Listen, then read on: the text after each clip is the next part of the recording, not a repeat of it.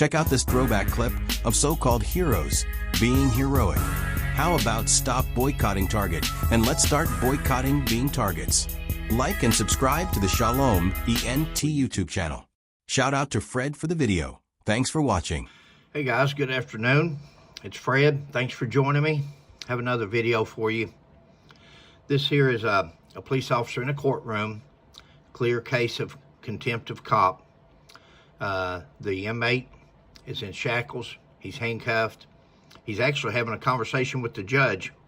The judge and him is conferring back and forth when the officer nudges him, and he turns around and looks at the officer, and the officer grabs him and slams him into the wall, breaking his teeth and busting his head. Now, guys, I've arrested some bad people, and I know there's bad people out there, but at this point, he's been arrested.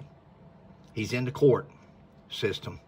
Now it's up to the prosecutor, the judge, the jury, his defense to prosecute him and issue the punishment. It's not up to the officers, and especially when a man is handcuffed and shackled. I'll let you watch the video and get your thoughts. Next, we're in Denver, Colorado for a first advisement hearing. The purpose of the proceeding is for the judge to explain to the defendant why he's being held in custody and to outline upcoming legal procedures, even though the defendant has not been officially charged.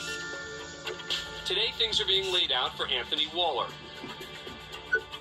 He was taken into custody on suspicion of multiple crimes, including false imprisonment and assault on a female victim at a local motel. Judge Doris Bird then explains he'll be held in custody while the case is being investigated. The investigation for false imprisonment, assault in the third degree, assault as a Class 2 felony, and a misdemeanor charge as well in possession of drug paraphernalia. I'd like to object first. If I'm under investigation, I thought the investigation came first, then the rest came. Right. But before the judge can give Waller an explanation, a deputy gives him a nudge from behind.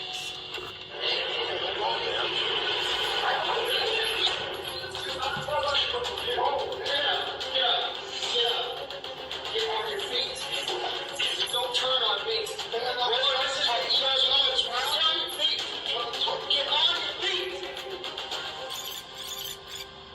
Waller, who's fully shackled in handcuffs, leg irons, and a belly chain, asked the judge for clarification. If I'm under investigation, I thought the investigation came first, then the rest came. Deputy Brady Lovinger then places his hand on Waller's back. Lovinger claimed that because the judge had brought the hearing to a close, he was directing Waller to the clerk to sign paperwork and prevent him from stalling the proceeding. But after Waller turns towards him, the deputy grabs Waller by his uniform and belly chain and slams him face first into a metal window frame.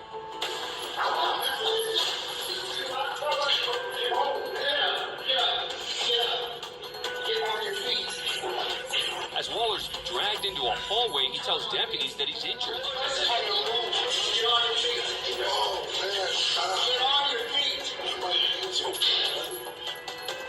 Anthony Waller suffered a head wound and broken teeth from the deputy's takedown, but things did not end there. After witnessing the incident firsthand, Judge Doris Bird filed an excessive force grievance against the deputy with the Denver Department of Public Safety. The agency found there was not an imminent threat to the safety of anyone in the court when Lovinger used excessive force on Waller. Following the investigation, Deputy Lovinger was suspended for 30 days by the city of Denver. Anthony Waller would later win a $50,000 civil suit against Lovinger and the city. A federal jury determined his constitutional rights were violated by the excessive force used against him. As for Waller's original crime, he was found guilty of third-degree assault and sentenced to 2 years in county jail. You know, guys, the deputy thought the judge's conversation was over. You could clearly see the judge was conferring. Once again, this man spent 2 years in the county jail for what he did. He paid for his crime. He's messed up and he paid for it. Now the question is, the officer was given 30 days suspension. The city paid $50,000. That was a clear case of contempt of cop. That's all it was. Thanks for joining me. If you haven't, please like, subscribe, and share.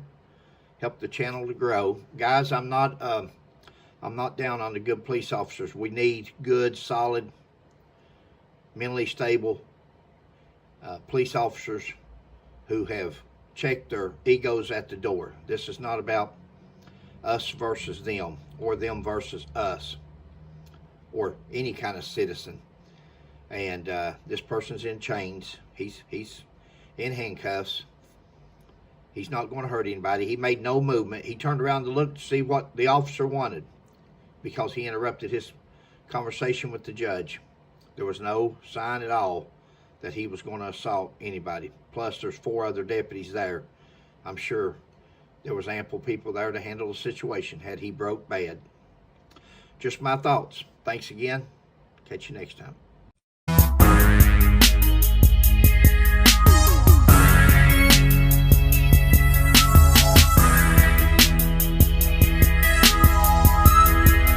YouTube channel.